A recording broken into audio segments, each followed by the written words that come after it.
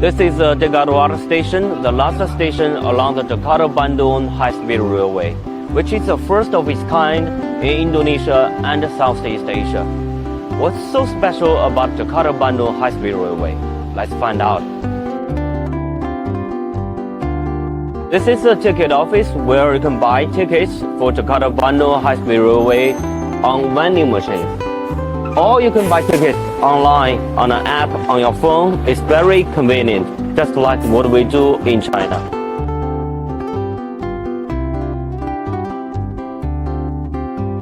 With an area of 16,000 square meters, Jakarta station is the second largest station along the line.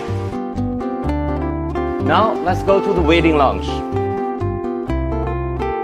The waiting lounge is so spacious and the information is so clear and concise.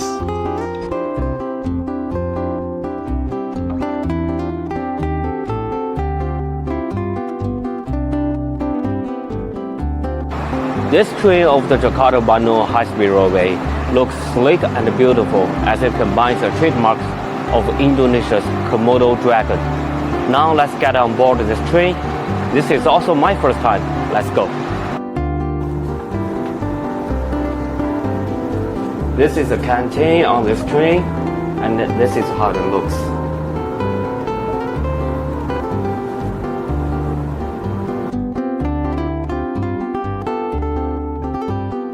The view from this train is really good. I think it's a lot better than the traditional trains.